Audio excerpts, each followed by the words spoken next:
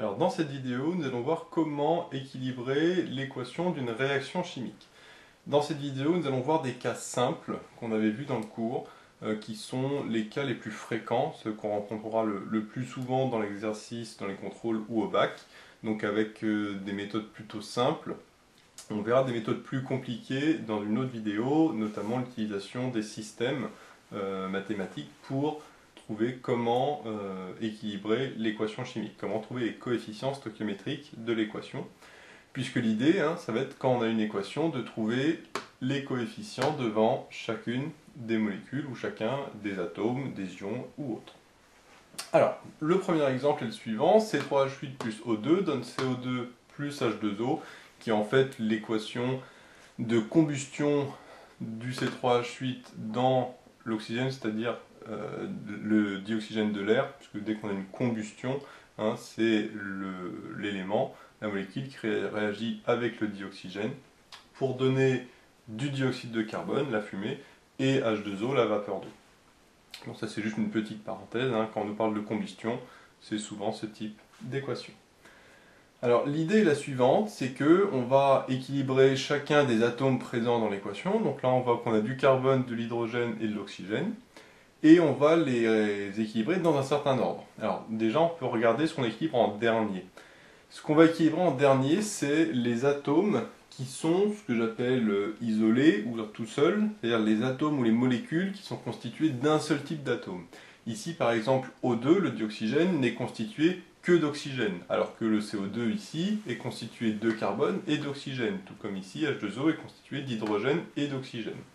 L'intérêt de ce genre de molécules avec un seul type d'atome, c'est que quand on modifie leurs chiffres ici, leur coefficient stoichiométrique, on ne modifie que un seul type d'atome. Alors que quand on va modifier le coefficient stoichiométrique ici, on va changer à la fois le nombre de carbone et à la fois le nombre d'hydrogène. Ici, on va changer à la fois le nombre d'hydrogène et à la fois le nombre d'oxygène. Ce qui est un peu inconfortable, puisqu'on va équilibrer l'un mais déséquilibrer l'autre. Bon. Donc l'idée, c'est que tout ce qui est comme ça O2, pareil, ou alors comme ici, j'anticipe un peu sur les suivants, H+, un seul type d'atome, ou E- ici, les électrons qui sont tout seuls, ou ici Mn2+, ceux-là, un seul type d'atome, donc on les équilibre toujours à la fin. Donc dans la première équation, le O2 va s'équilibrer toujours à la fin. Ensuite, on peut regarder les autres atomes. Alors le carbone, par exemple, lui est présent à gauche ici, il est présent à gauche ici. Donc là, il est présent que dans une seule molécule. Tout comme l'hydrogène qui est présent uniquement ici et ici. Donc là, c'est du coup un cas simple, puisque à chaque fois, chaque atome n'est présent que dans une molécule, dans les réactifs et dans les produits. Si par contre, imaginons que l'hydrogène soit présent dans cette molécule et dans cette molécule, du coup, pour équilibrer, c'est un peu plus délicat, parce qu'on ne sait pas le nombre d'hydrogène s'il faut équilibrer avec cette molécule-là ou cette molécule-là. Donc ça fera l'objet de l'autre vidéo, justement, où il y a des cas un peu plus compliqués. Donc là, entre le carbone et l'hydrogène, il n'y a pas vraiment de l'un qui est plus qu'on va favoriser par rapport à l'autre, puisque chacun est dans une des deux, dans une molécule, dans les réactifs et dans les produits. Et il n'y a rien de particulier par rapport aux coefficients ou autres. Donc on peut dire par exemple, je vais d'abord équilibrer les carbones. Donc les carbones, ici on voit qu'on a C3, donc on a 3 carbones. Ici les C, j'en ai qu'un, donc je mets un 3 devant le CO2. Donc là j'ai 3 carbones, et là j'ai 3 carbones. Alors du coup ça change le nombre d'oxygènes, mais comme on a dit que les oxygènes on les équilibre à la fin, c'est pas un problème. Ensuite au niveau des H, là j'ai H8, donc j'ai 8 hydrogènes. Ici j'ai H2, j'en ai que 2, donc pour en avoir 8 comme à gauche, je mets tout simplement un 4 devant ici. Donc là ça me fait 2 fois 4, 8 hydrogènes, et là 8 hydrogènes. Ne pas oublier à chaque fois de multiplier le coefficient stoichiométrique par l'indice de l'atome. Donc ici c'est H2, donc il y a 2 H dans chaque molécule d'eau. Donc comme on met 4, ça fait 4 fois 2, 8. Donc on a équilibré les C et H, et il ne reste plus qu'à équilibrer les oxygènes. À gauche, pour l'instant on en a 2, par contre à droite on en a 3 fois 2, 6, donc là on en a 6 ici, et là on en a 4 fois 1, 4, puisqu'on a des oxygènes à la fois là et là. 2 fois 3, 6, 4 fois 1, ça fait 4, 6 et 4, ça fait 10, donc ça veut dire qu'à droite, on a 10 oxygènes. Comme à gauche, on a O2, bah, pour en avoir 10, et bah, il faut tout simplement multiplier par 5. Et donc ça nous donne 5 O2. Donc là, j'en ai 2 fois 5, 10, et là, j'en ai 6 plus 4, 10. Donc j'ai bien 10 oxygènes à gauche et 10 oxygènes à droite. Donc voilà, normalement tout est équilibré. Alors on peut vérifier si on veut à la fin pour être sûr qu'on n'a rien oublié. À gauche les C j'en ai 3, à droite j'en ai 3. Les H à gauche j'en ai 8, à droite j'en ai 4 fois 2, 8. À gauche les O j'en ai 2 fois 5, 10. Et là j'en ai 2 fois 3, 6, plus 4 fois 1, 4. Donc 6 et 4, 10. Donc c'est bon, tout est équilibré. Donc voilà, vraiment un exemple assez simple, rien de particulier à faire. Le deuxième exemple qui ressemble beaucoup, puisque la seule chose qui change, c'est non pas C3H8, mais C2H6. Donc là, même principe, combustion du C2H6. Alors, là, on va aller assez vite, puisque c'est le même principe que ce qui est au-dessus. Donc si on fait pareil, on isole d'abord les carbones, enfin on équilibre d'abord les carbones. Donc là, on a 2 carbones. Donc du coup, pour en avoir 2, on met un 2 ici.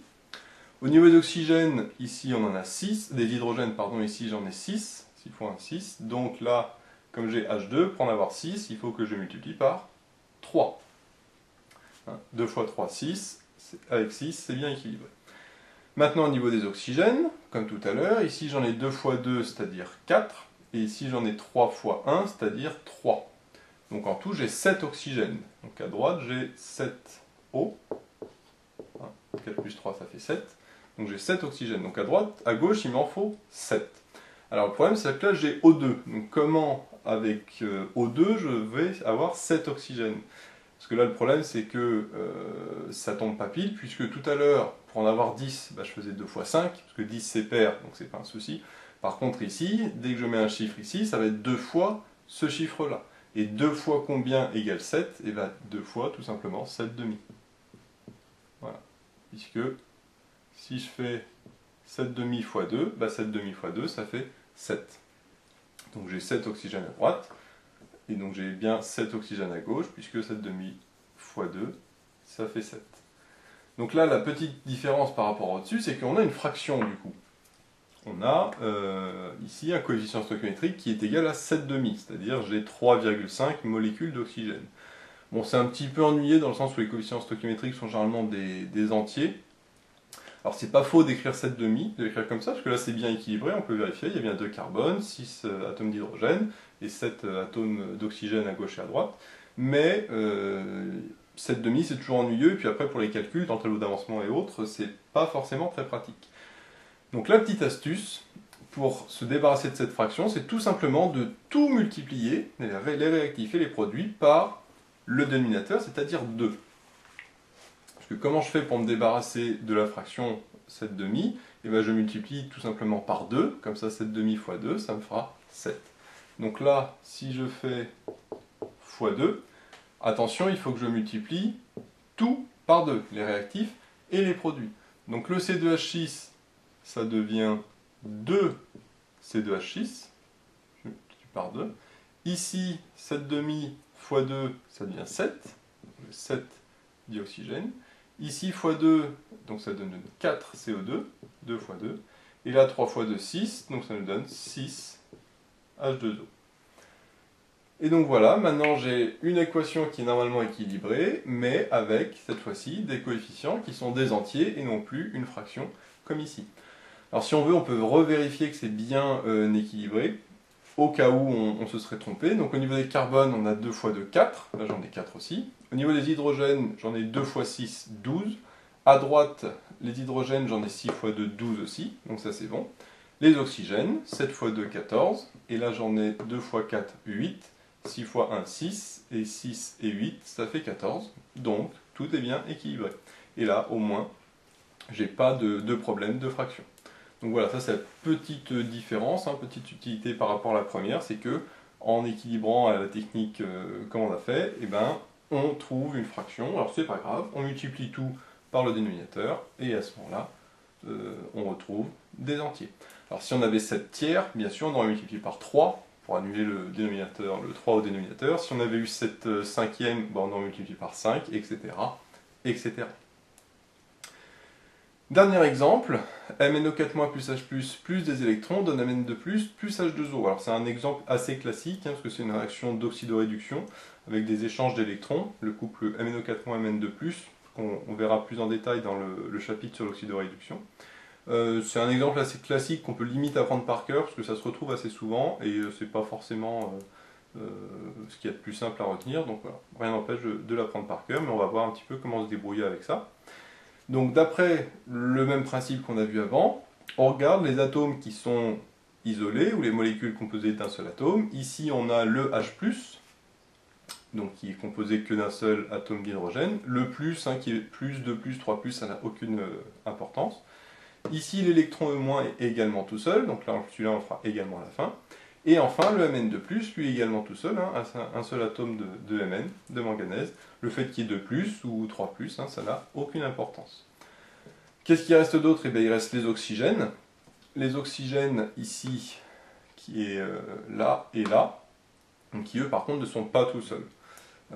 Donc c'est le seul finalement ici atome, O, qui n'est pas dans une molécule constituée d'un seul atome. Donc c'est lui qu'on va isoler, équilibrer en premier par déduction, puisqu'on a dit que le H, le E et le Mn, on le fait à la fin. Donc par élimination, il ne reste plus que le O.